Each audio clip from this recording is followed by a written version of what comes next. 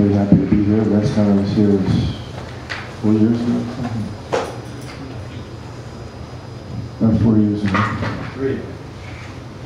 Much more, many more nice devotees. Yeah, happy to see that. There was a family. He's the one who's working for them. Oh, I see. With 5 kids. Right, yeah, I remember that. Nice. Nice devotee. So in the wake of Srila Prabhupada's Vyasa Puja celebration, I'd like to glorify Prabhupada a little bit. Especially after I read Gunagrahi Swami's offering this year. Did you all read from the Vyasa Puja book this year, or did you make your own? We did have a book. Mm-hmm. Yeah. Have you all read the offerings of the leading devotees? They're also online. Yeah. All right. I guess not. Very, very inspiring. I like Shiva. Yeah. You read Shiva? Yeah. Awesome. Yeah. Very nice. Here, Swami makes some very nice points, and I guess this particularly struck me. My Vyasa Puja was a little bit similar in certain respects, so we were thinking along the same lines. And I wanted to read the verse that he quoted, and then in my own words make some of the points that he made in his offering, and add some of mine. So this is from the 3rd canto, 2nd chapter of the Bhagavatam, text number 23.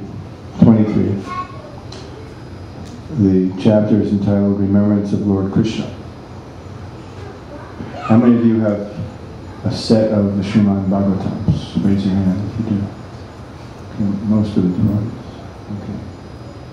Those of you who don't, I'm sure you're planning on getting a set one of these days. As we know, Vyasadeva was not satisfied in heart until he wrote the Srimad Bhagavatam. So we won't be satisfied in heart until we read the Srimad Bhagavatam. Very wonderful text, to say the least. So this is from the 3rd canto, 2nd chapter, Remembrance of Lord Krishna. This is text number 23. Everyone has their cell phones turned off? Otherwise your favorite ringtone will be exposed, perhaps. Rock and roll or whatever it is. Thank you. So everybody's off the grid for a little while. It's relaxing, actually.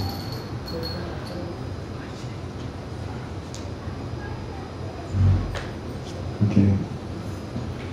Om Namo Bhagavate Vasudevaya. Om Namo Bhagavate Vasudevaya. Om Namo Bhagavate Vasudevaya. Om Namo Bhagavate Vasudevaya. Om Namo Bhagavate Vasudevaya. Om Namo Bhagavate Vasudevaya.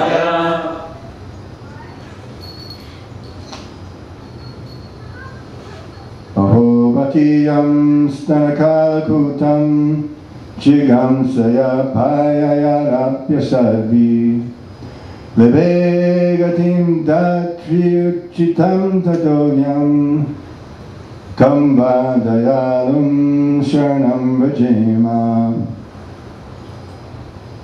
Translation. This is Uddhava speaking. Some of you are familiar with this verse. He's lamenting. This is after Krishna has left. He's feeling great pain of separation.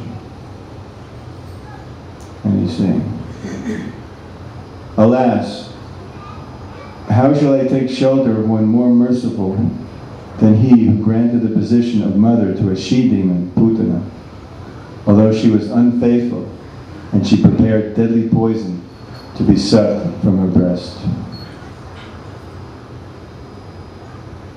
Alas, how shall I take shelter of one more merciful than he who granted the position of mother to a she-demon, Putana, although she was unfaithful, and she prepared deadly poison to be sucked from her breast.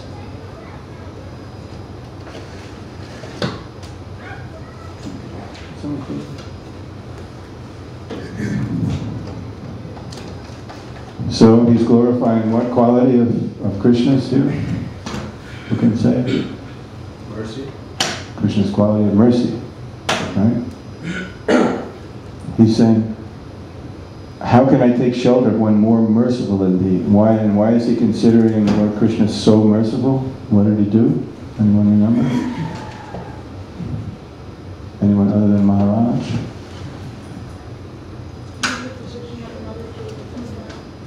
Right?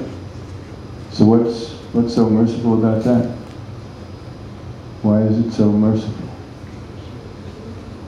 Yeah, she was a big demon. She tried to kill Krishna. And Krishna liberated her. Therefore, we can all be demons and Krishna will liberate us. It doesn't matter what you do. Is that true? I don't think so.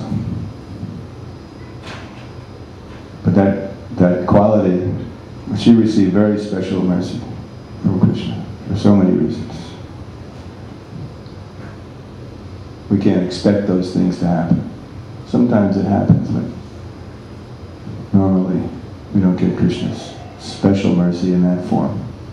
We get it in other forms, usually in the form of the mace. So here's Srila Prabhupada's purport. Here's an example of the extreme mercy of the Lord, even to his enemy. It is said that a noble man accepts the good qualities of a person of doubtful character, just as one accepts nectar from a stock of poison. In his babyhood, he was administered deadly poison by Putana, a she-demon, who tried to kill the wonderful baby. Because she was a demon, it was impossible for her to know that the Supreme Lord, even though playing the part of a baby, was no one less than the same Supreme Personality of Godhead. His value as the Supreme Lord did not diminish upon his becoming a baby to please his devotee, Yasoda. The Lord may assume the form of a baby or a shape other than that of a human being, but it doesn't make the slightest difference. He is always the same Supreme. A living creature, however powerful he may become by dint of severe penance, can never become equal to the Supreme Lord. Lord Krishna accepted the motherhood of Putana because she pretended to be an affectionate mother, allowing Krishna to suck her breast. The Lord accepts the least qualification of the living entity and awards him the highest reward. That is the standard of his character. Therefore, who but the Lord can be the ultimate shelter? I'll read that last sentence again because it's relevant to the points that we're going to make. The Lord accepts the least qualification of the living entity and awards him the highest reward. That is the standard of his character. Therefore, who but the Lord can be the ultimate shelter?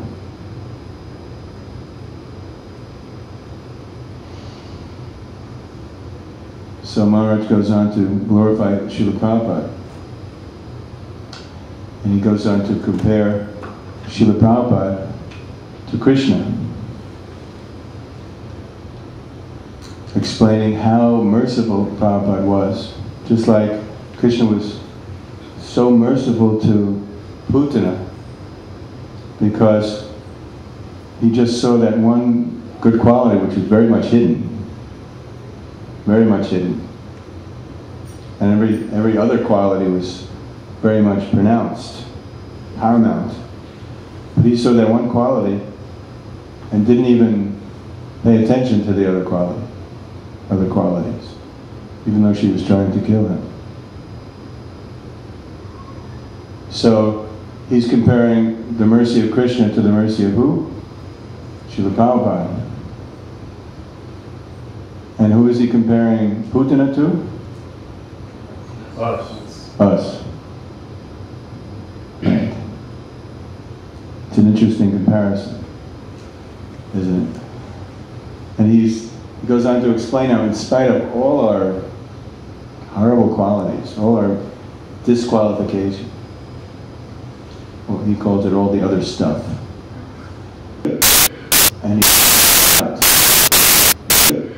And he brought it out. He engaged us in service, and he made the good better. It reminds me of what I learned in 2nd grade. It's the only thing I remember from my entire education.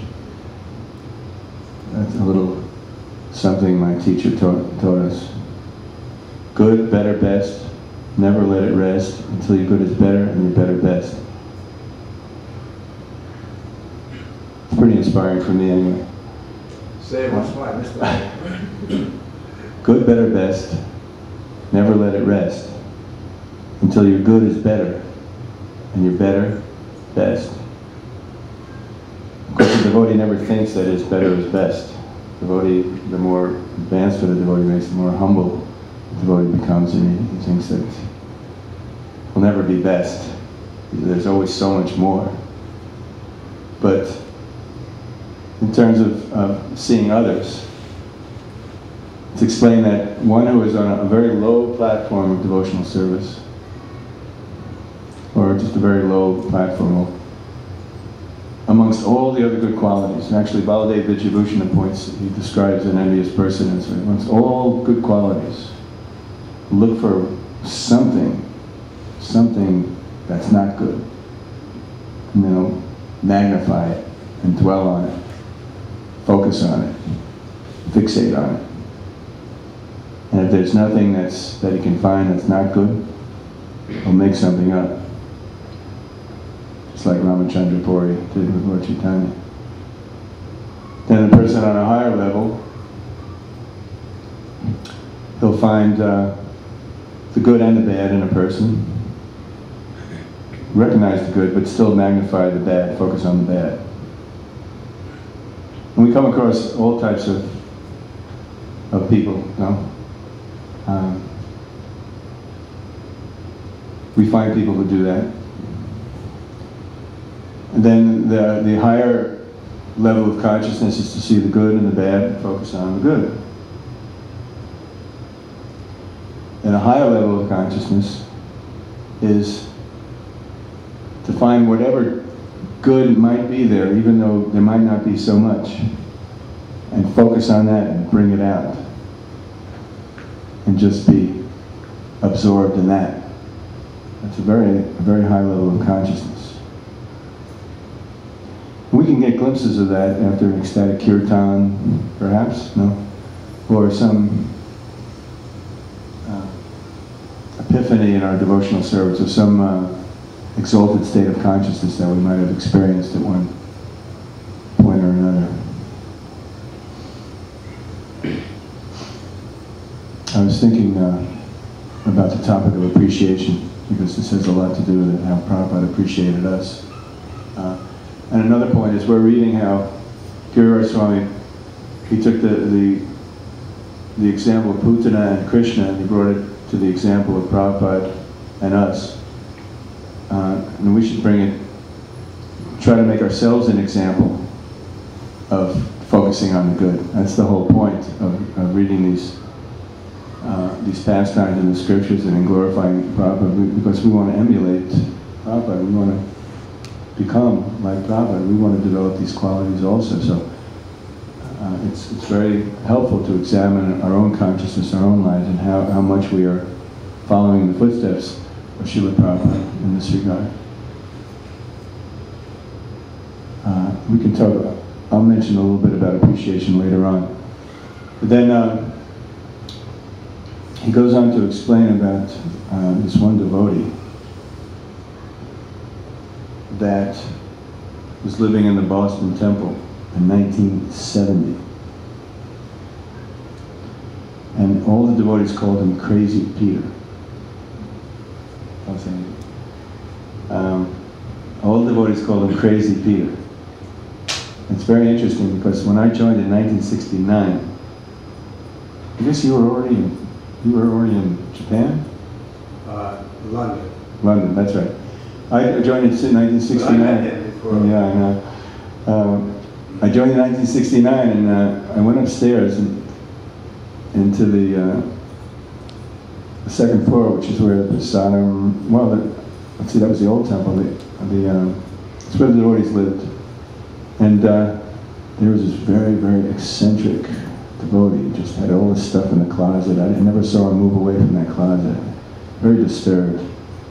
And then soon after that, Rupanuga Prabhu, the temple president, said he went back to his mother's. He was going to receive some kind of treatment. And then reading Giriraj Swami's offering, he begins talking about Crazy Peter. And later on he mentions his name. And I remembered his name also as Peter. And this is 1970. I joined in 69. He was explaining how this one devotee, Crazy Peter, was living, moved into the Boston temple, sort of, not officially, but just sort of put himself there, right at the entrance of the temple. Inside the front door was just a lobby. It was a lobby and a stairway that led up to the temple room. And Crazy Peter just put all his stuff in this little hallway, lobby type thing. And he set up this little, I wouldn't call it a bhajan kutir, but he set up house right there. And when he mentioned Crazy Peter and described him, I realized that he had gone from Buffalo, stayed some time in his parents' house, and then went to Boston. And he was causing such a disturbance. In those days, the devotees were very, very tolerant, and they allowed practically anyone who said they were a devotee and agreed to chant Hare Krishna to move into the temple. So many, and at one point, Prabhupada had to tell us, the temples are not for lazies and crazies. Prabhupada had to mention crazies because there were so many eccentric people living in our temples. We don't have to be merciful to everyone, which is, it's a good quality. At the same time, one has to distinguish, so as not to destroy the atmosphere for the others. So Peter was living there, and he was causing a disturbance because people would walk in, guests would walk in, imagine coming into the Sunday feast, and all of a sudden they see this person sprawled used to sleep there also, all this stuff. So it got to the point where they decided, no, this is not good. So they had Satsvarup Maharaj, Satsvarup Prabhu then, write to Srila Prabhupada. He wrote to Prabhupada saying, please give us permission to have this person leave because he's causing such a disturbance. And Prabhupada wrote back. He said, what is the problem? Why can't you tolerate? So the devotees are very surprised, but very surrendered. So they let him stay. And then very soon after that, Maharaj went to India, Giriraj Swami went to India. And he didn't come back for a long, long time. 15 years at least, something like that. Then, or more, Prabhupada had left the planet by that time, for 20 years or so. And he was in Los Angeles, and they're in the temple room chanting, and he looked over, and there he was. Crazy Peter. But he was wearing brahmachari clothes, he was chanting and dancing ecstatically. And he asked the devotee, he said, who is that? What's his name? And the devotee said, oh, that's Kusakrata Prabhu. And for those of you who know Kusakrata, you'll understand what that means. Those of you who don't. He became a Sanskrit scholar, and he translated so many of the books of the Goswamis, and devotees were reading them all over the movement and appreciating them like anything, appreciating him like anything. And so when he heard that, he thought back at how, he began thinking how merciful Srila Prabhupada was, and how receptive he was, and how he brought out the best. He allowed that to be brought out in this person who contributed so much to our movement. And so he was focusing on that, and then I was also remembering how in 1973, when I went to San Diego, there was the same person, Crazy Peter, who had become initiated, Kusakrata Prabhu, and he was a brahmachari in the temple, and I had accepted the responsibility of managing the temple, and so I was responsible for the engagements of all the devotees, and when I first came, he had been going out on Sankirtan. And he seemed pretty eccentric. He would shower and never use a towel to dry himself, just put his clothes on afterwards. A little strange, but I guess if that's what works for you, not too much of a problem there. And he'd wear 3 or 4 sweatshirts in the summer. Okay. And he would go out on Sankirtan, and he would have all these notebooks and papers, and have some books. He would never collect so much, never distribute so many books. I was wondering, what is he doing out there? So I said, what is all these papers and notebooks? He said, oh, studying Sanskrit. Okay, well, at least he's going out on book distribution some of the time. He might be wasting a lot of time, but at least he's distributing some books. And then I listened to his classes.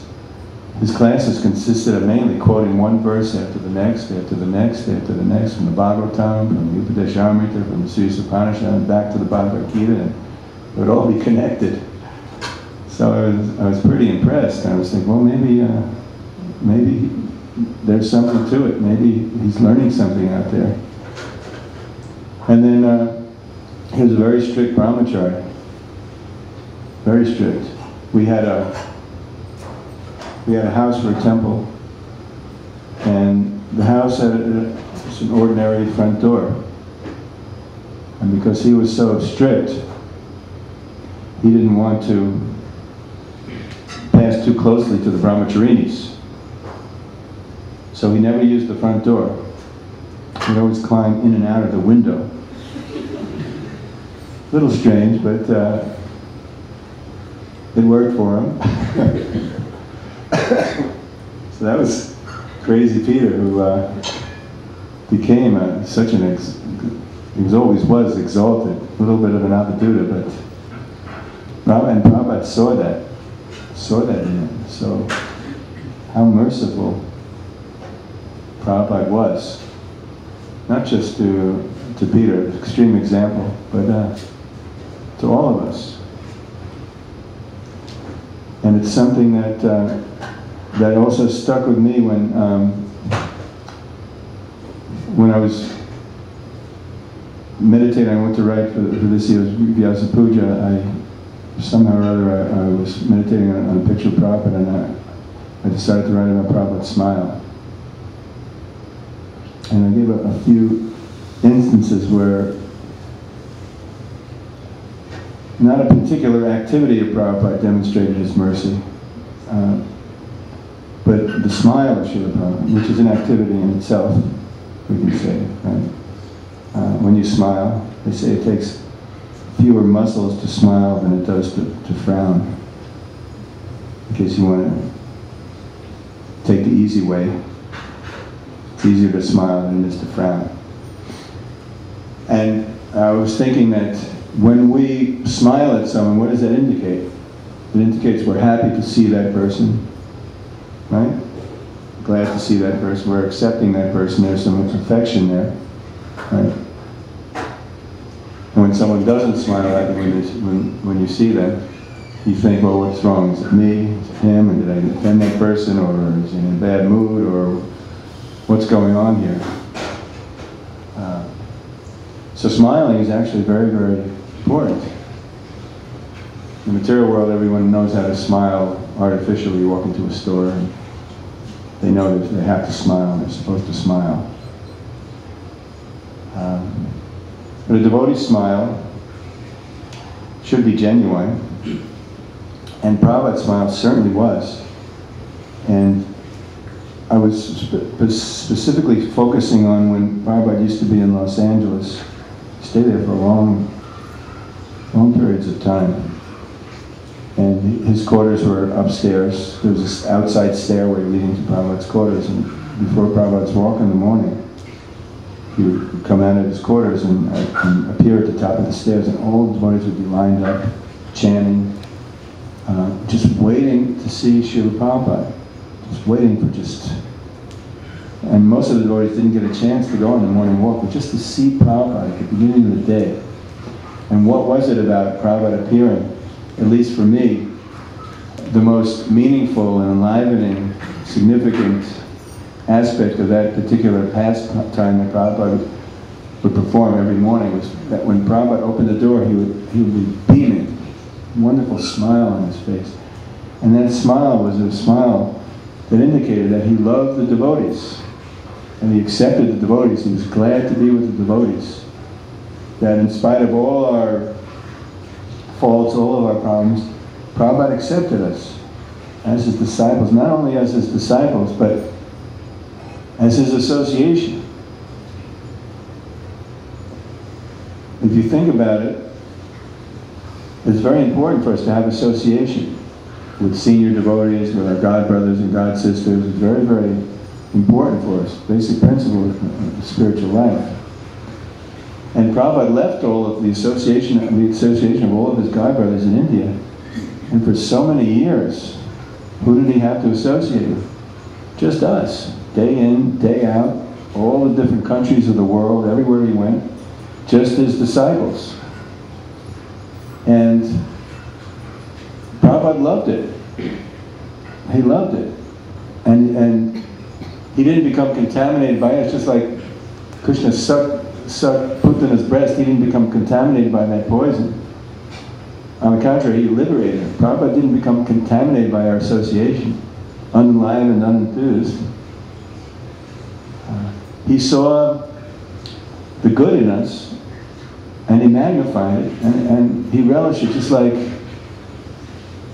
in Los Angeles, Prabhupada, on his Guru Maharaj's appearance day, he gave a class glorifying his Guru Maharaj, and then at the end of the class, Prabhupada said, and you were all representatives, you're all helping me serve my Guru Maharaj, and therefore you're his representatives, and I'm so grateful.